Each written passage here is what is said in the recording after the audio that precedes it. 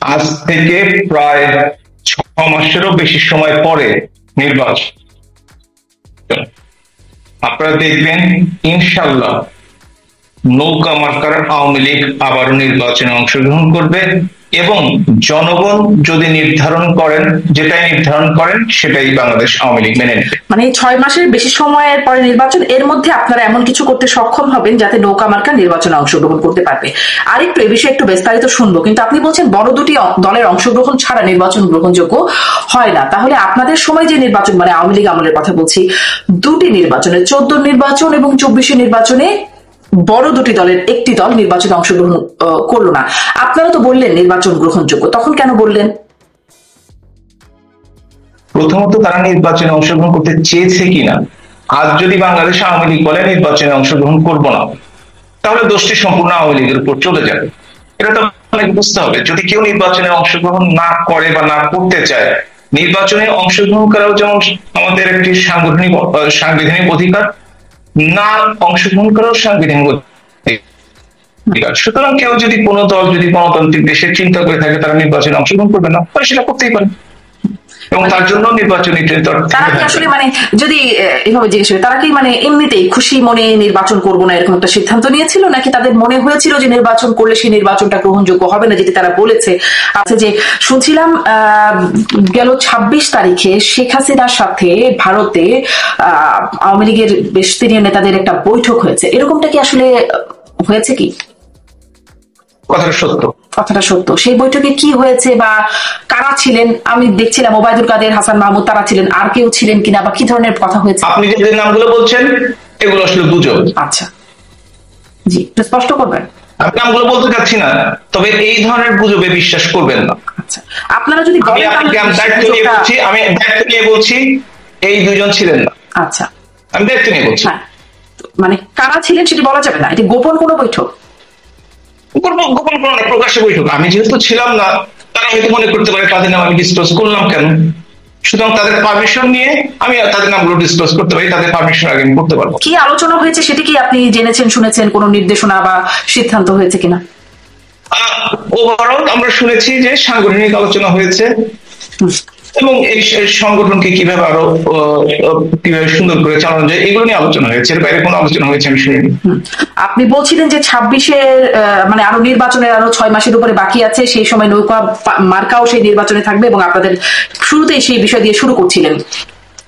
সেই জন্য আপনারা এখন মানে এই 1 বছর ধরে কি করলেন? সম্প্রতি একটা খবর দেখতে পাচ্ছি, দেশীয় গণমাধ্যমগুলোতে আসছে যে সেনাবাহিনীর একজন মেজর, সাদিক নামের একজন মেজর, তিনি আওয়ামী লীগের ক্যাডারদের ট্রেনিং দিচ্ছেন। এখন তিনি সেই অভিযোগে হেফাজতে আছেন। তিনি এবং তার স্ত্রী পুলিশের এএসপি সুমাইয়া জাফরিন বিনা নোটিসে 150 দিন কর্মস্থলে অনুপস্থিত ছিলেন এবং গোয়েন্দা তথ্য বলছে যে সেই সময়ে মানে সজীব ওয়াজেদ জয়ের সাথে যোগাযোগ রেখে আওয়ামী লীগের ক্যাডারদের প্রশিক্ষণের ব্যবস্থা তিনি করছেন এবং এইখানে পুলিশের সাবেক কর্মকর্তা, পলাতক কর্মকর্তা, ভারতে কলকাতায় পলাতক আওয়ামী লীগের নেতারা তার সাথে এই কাজের সাথে যুক্ত এবং এটি তত্ত্বাবধান করছেন সাবেক স্বরাষ্ট্রমন্ত্রী আসাদুজ্জামান কামাল। এটির বিষয়ে আপনি জানেন কি, বা যারা আসলে? আমি সত্যিকার অর্থে এই অন্তর্বর্তীকালীন সরকারের অযোগ্যতা অথর্ব একটি সরকার, যে সরকারের একজন মেজর পর্যায়ের সামরিক কর্মকর্তা 150 দিন অনুপস্থিত থাকেন, একজন সুপারিনটেন্ডেন্ট অফ পুলিশ 150 দিন অনুপস্থিত, তারা কোথায় থাকে এই খবরটি রাখতে পারে না। এই সরকারের ক্ষমতায় থাকার কোনো অধিকার নাই। আপনি চিন্তা করে এখন এটা জানছেন যে 150 দিন অনুপস্থিত থাকার পরে ধরলেন। আপনি বলছেন তারা ট্রেনিং দিচ্ছে, আপনি বলছেন তারা তাদেরকে মিটিং করছেন। গোয়েন্দা সংস্থার কই ছিলেন আপনারা? বাংলাদেশে তো গোয়েন্দা সংস্থার কম নেই, আর গোয়েন্দা সংস্থার সদস্য সংখ্যারও কম নেই। এবং আপনি একটা কথা চিন্তা করে দেখেন, যেখানে আওয়ামী লীগের 10 জনের মিছিল হলে ওই এলাকা থেকে 50 জন গ্রেফতার হয়ে যায়।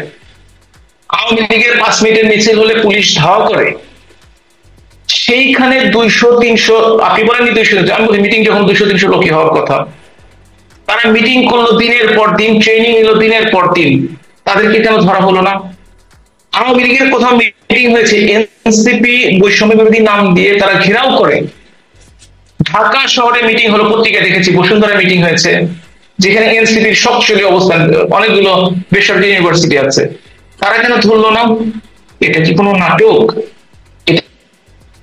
এটা কি কোনো না, সেখানে গোয়েন্দা ব্যর্থতার কথা বলতেই পারেন, মানে গোয়েন্দা ব্যর্থতার মানে ব্যর্থতার কারণে সরকারের অযোগ্য বলছেন। আপনাদেরও তো গোয়েন্দা ব্যর্থতার কারণে আপনারা জানলেন না যে কিভাবে আপনাদের মানে জঙ্গিদের আন্দোলন হলো বা জঙ্গিরা মুভমেন্ট করলেন কিভাবে কিভাবে বিশ্বাসঘাতকতা দেশি বিদেশি ষড়যন্ত্র, আপনারাও তো ঠিক সেই সময় ফিগার আউট করে উঠতে পারলেন না। আপনি যেটা মানে কি যে এই সরকারও টলমল অবস্থায় আছে, যে কোনো সময় চলে যাবে? আপনার কথা শুনে তাই মনে হচ্ছে যে আমরা যদি ওই গোয়েন্দা অযোগ্যতার কারণে দেশ ছাড়তে হয়, তাহলে এই সরকারের কি ওই একই কারণে তাদেরকে খুব তাড়াতাড়ি দেশ ছাড়তে হবে? যেমন তো 11 পদধ্বনি শুনতে পাচ্ছেন। উনি হয়তো নাট্যকার মানুষ, মানে সাংস্কৃতিক মনা মানুষ কিনা জানি না, এটাই দেখি হয়তো বা পদধ্বনি শুনে যে পায়ের আওয়াজ পাওয়া যায় এই ধরনের কথাবার্তা লিখেছেন। তো উনি কি শুনেছেন? ওনার কাছ থেকে শুনতে হবে, আমরা বলতে পারবো না। বিশেষ করে ব্যক্তিগত ভাবে তাকে আমি চিনি না, উনি দেখিও না উপদেষ্টা হওয়ার আগে।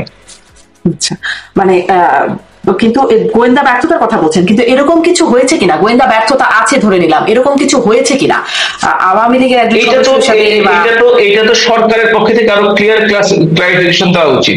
সেটি তদন্ত হচ্ছে। একজন যদি এই ধরনের একজন সার্ভিং অফিসার, একজন না দুইজন সার্ভিং অফিসার যদি এই ধরনের কাজ করে থাকে, তাহলে তো তাদের ডিপার্টমেন্ট এবং তাদের বাংলাদেশের প্রচলিত আইন অনুযায়ী তাকে আইনের আওতায় আনার কথা। আজকে পর্যন্ত তো তাকে তো আমি কোনো কোর্টে নিতে দেখি নাই। কোনো একজনকে অ্যারেস্ট করলে 24 ঘন্টার মধ্যে যদি থানায় হাজির না করা হয়, এইটা মানবতা বিরোধী অধিকার। আর বলি সেগুলোর দাবি দেওয়া তো কোনো আমলেই আমরা খুব কথা বলে তাহলে সরকার পরিবর্তন কেন হলো? জি, সেই বিষয়ে হয়তো হতে পারে। এখন অনেকেই সেটি বলছেন, কিন্তু আমি আসলে আপনার কাছে জানতে চাচ্ছিলাম যে আপনাদের দলের ভিতরে নেতাকর্মীরা ভারতে যারা আছেন তাদের মধ্যে এটা হচ্ছে, আলোচনা হচ্ছে বা তারা সম্পৃক্ত আছেন, পুলিশের সাবেক কর্মকর্তা, সাবেক স্বরাষ্ট্রমন্ত্রী,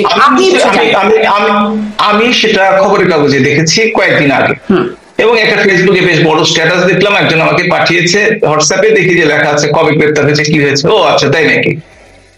আমার মনে সন্দেহ হলো যে আওয়ামী লীগ 10 জনের মিছিল করতে পারে না বাংলাদেশে, তার বিরুদ্ধে পুলিশ র্যাব সব নেমে যায়, সেইখানে মাসের পর মাস ধরে মিটিং করবে 150 দিন, মানে হচ্ছে 5 মাস। এটাও কি বাংলাদেশে সম্ভব? আর এটা যদি সম্ভব হয়, তাহলে সরকারের জন্য আসলে তাদের বিদায়ের ঘন্টা বাজছে। পদধ্বনি শুনতে ঠিকই পাচ্ছে সে, বিদায়ের ঘন্টার পদধ্বনি। জি, আপনারা একটু আপনাদের সামনের পরিকল্পনা শেষ করব। আপনি কি একটু সামনে আপনি বলছিলেন 6 মাস এর বেশি সময় আছে, তারপরে নির্বাচন, তখন নৌকা মার্কা থাকবে। আপনাদের সামনের পরিকল্পনা কি? নানান গ্রুপে আলোচনা হয়, মানে আপনাদের নিজস্ব গ্রুপগুলোর মধ্যে আলোচনা হয়, সেখান থেকে আপনি একটু বলতে পারেন যে আপনাদের কেমন পরিকল্পনা হচ্ছে? অবশ্যই পরিকল্পনা হচ্ছে।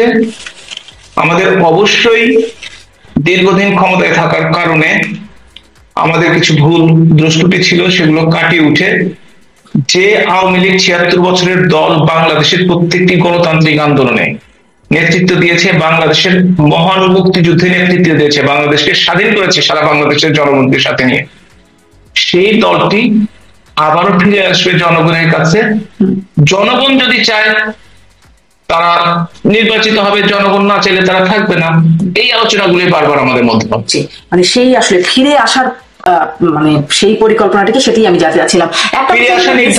মানে জনাব সজীব জয়শঙ্করের কথা বলছিলাম, সেখানে তিনি কদিন আগে ভারতে শেখ হাসিনার সাথে দেখা করেছেন, তার মায়ের সাথে দেখা করেছেন, বেশ নিরিবিলি ভাবেই দেখা করেছেন।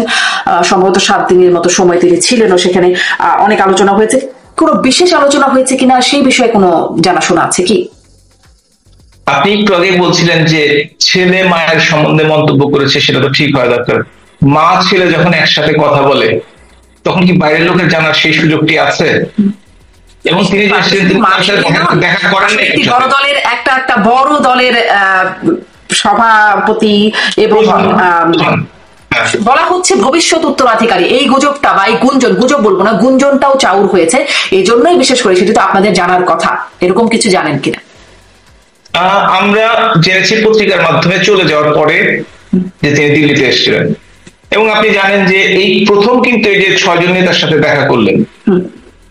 এর আগে কিন্তু কোন নেতার সাথে এই বছরের 11.5 মাসের পরে, আরো পরে প্রায় 12 মাসের কাছাকাছি সময়, সুতরাং যে সময়টিতে উনি এসেছিলেন সেই সময়টিতে কারো যাওয়ার বা কারো দেখা করার কোনো সুযোগ ছিল না।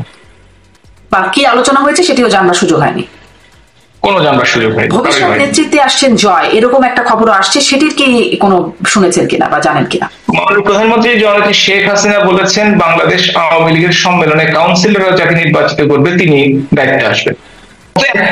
মাত্র একটা ইস্যু আইন শৃঙ্খলা পরিস্থিতি তলানিতে পৌঁছে গেছে।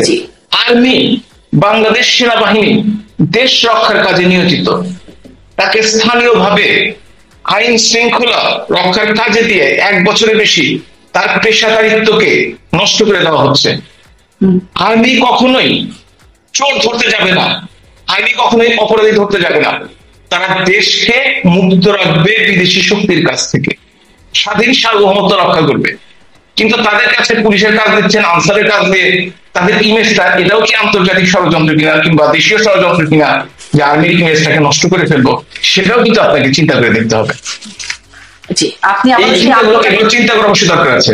আন্তর্জাতিক ষড়যন্ত্রের কথা বলছেন, হ্যাঁ, আন্তর্জাতিক লক্ষ্য করেছেন কিনা, আপনারা লক্ষ্য করেছেন কিনা যখন ঘোষণাপত্র 5ই আগস্টে প্রধান উপদেষ্টা পাঠ করছেন, সেই দিনই কক্সবাজারে গুঞ্জন উঠছে এবং কিছু তথ্য প্রমাণ পাওয়া যাচ্ছে পিটার হাসের সাথে বৈঠক করছেন এনসিপির শীর্ষ নেতা, কয়েকজন নেতা, হাসনাত, সার্জিস, নাসিরউদ্দিন পাটোয়ারি, জারা তাসনিম, তাদের বৈঠক হচ্ছে। এবং তার একদিন আগেই তাদেরই সহযোদ্ধা বর্তমান উপদেষ্টা মাহফুজ আলম তিনি বলছেন 1-11 পদধ্বনি শোনা যায়। আপনারা কি কিছু শুনতে পাচ্ছেন? যদিও সেই স্ট্যাটাসটা আবার তিনি উঠিয়ে নিয়েছেন। তার একটা ভালো স্বভাব আছে, হঠাৎ করে কিছু দিয়ে দেন এবং ঘন্টাখানেক বা ঘন্টা 3 পরে সেগুলো উঠিয়ে নেন, এটা তার একটা অভ্যাসের মধ্যে পড়ে। কিন্তু দেখেন ডক্টর ইউনূস, যাকে আমরা বুদ্ধিমান ভাবতাম, জ্ঞানী লোক ভাবতাম, কেমন নির্বোধের মতো কাজ করেন। এই ধরনের মানুষকে উপদেষ্টা বানায় যারা দেশ চালাচ্ছে, যারা নিজেদের কথায় 1 ঘন্টা বা 3 ঘন্টা ঠিক থাকতে পারে না, স্থির থাকতে পারে না, সেই সমস্ত মানুষকে উপদেষ্টা বানায়। এই হচ্ছে ডক্টর ইউনূস। আপনি পিটার হাসের কথা বলেছেন, পিটার হাস একটা কোম্পানির প্রতিনিধি হিসেবে তিনি চিটাগাং এসেছেন, চাকরি কিন্তু তিনি নিজে ছেড়ে দিয়েছিলেন, আপনার নিশ্চয়ই স্মরণ আছে। এবং তিনি লবি করে কাজটা নিয়েছেন এবং সেই হিসেবে তিনি পুরস্কার হিসেবে চাকরির হিসেবে চট্টগ্রামের কাজটি করছেন। তিনি থাকেন ওইখানে, ঢাকাতে থাকেন। তিনি আজকে একটা ইম্পর্টেন্ট দিন আমাদের জন্য, যেমন একটা দুঃখের দিন, হতাশার দিন, ক্ষমতা হারানোর দিন, এনসিপি বা ছাত্রদের জন্য যারা সম্মুখ সাহিত্যে নেতৃত্ব দিয়েছে, যে 4 জন অবশ্যই নেতৃত্ব দিয়েছে, তারা কেন সকালে উঠে চিটাগাং চলে যাবে, কক্সবাজার চলে যাবে? এবং তারা যদি বলছে পদযাত্রা করে অসুস্থ হয়ে গেছে, তাদের বিশ্রামের প্রয়োজন, ঠিক আছে, 18,000 টাকা হোটেল তাদের কোনো দিনে দেওয়া কোনো সমস্যা না। গত বছর হয়তো তারা পুরো বছরে 18,000 টাকা ইনকাম করতে পারতো কিনা সেটা নিয়ে আমি কোনো কথা বলবো না। তাদের ডক্টর ইউনূস 6 কোটি টাকা হোটেল ভাড়া দেয় নিজে পুরস্কার আনার জন্য, সুতরাং তারা একসাথে কাজ করে, এ নিয়ে আমার কোনো আপত্তি নেই। আমার আপত্তি হচ্ছে এই গুরুত্বপূর্ণ দিনে 4 জন গুরুত্বপূর্ণ নেতা পিটার হাসের সাথে দেখা করার জন্য, এবং আপনি যদি দেখে থাকেন আপনার কাছে নিশ্চয়ই সেই কপিটি এসছে, এয়ারপোর্ট দিয়ে 19:10 অর্থাৎ 7:10 তিনি কক্সবাজার এয়ারপোর্ট থেকে ঢাকা বা দেশের বাইরে চলে গেছেন। এবং সিসিটিভিতে দেখা গেছে, নিশ্চয়ই ফুটেজ আপনি দেখেছেন, ওই যে টিউলিপ হোটেলের করিডোরে তাকে দেখা গেছে। কিন্তু যদিও হোটেল অস্বীকার করেছে যে তাদের ওখানে কোনো বিদেশি গেস্ট নেই, তিনি কি তাহলে লুকিয়ে বাংলাদেশি কোনো কারো নামে রুম বুক করে সেই লুটিতে ছিলেন? এইটা যদি বিদেশি ডিপ্লোম্যাট, বিশেষ করে আমেরিকান অ্যাম্বাসেডার স্বভাব হয়ে থাকে, এবং তারা কেন আজকে এই গুরুত্বপূর্ণ দিনটিতে, যেটিতে আজকে তাদের ইয়েতে থাকা পার্লামেন্টের সামনে মানিক এভিনিউতে থাকার কথা ছিল এই 4 জন নেতা, কারণ তারা গুরুত্বপূর্ণ, তারা থাকেনি। অর্থাৎ তাদের এর চেয়েও কোনো গুরুত্বপূর্ণ কাজ আছে। সেটা কি করিডোর, সেটা কি সেন্ট মার্টিন, সেটা কি চিটাগং পোর্ট, আমরা জানি না, কিন্তু খবর আমরা বের করবোই, আমরা জানবোই কেন এই 4 জনকে পিটার হাসের সাথে দেখা করতে হলে কক্সবাজারের টিউলিপ হোটেলে যে দেখা করতে হবে। কেন শুনতে পান মাহফুজ আলম যেমন শুনতে পাচ্ছেন, মানে 1-11 মতো কিছু, যেটি আসলে মির্জা ফখরুল ইসলাম আলমকে 5ই আগস্টের পর প্রায় বলতেন, তিনি তখন সেটি শুনতে পাইতেন, এখন আর খুব বেশি শুনছেন না, কিন্তু মাহফুজ আলম এখন আবার শুনতে পাচ্ছেন। আসলে একটা, যদি কেউ কাউকে ভয় দেখানো, যেমন একটা ভয়ের সংস্কৃতি বাংলাদেশে তৈরি হয়েছে, এটা থেকে সাধারণ জনগণ যেমন মুক্ত নয়, তেমনি ভাবে বাংলাদেশের উপদেষ্টারও মুক্ত নয়। তারা স্ট্যাটাসটা দেন রাত 3টা-4টার সময়। একজন সুস্থ স্বাভাবিক মানুষ কখনো অত রাত পর্যন্ত জেগে থাকে না। আপনি যদি এনসিপি বা উপদেষ্টাদের স্ট্যাটাস দেখে থাকেন, তার দুটোর আগে তারা কিছু দেয় না।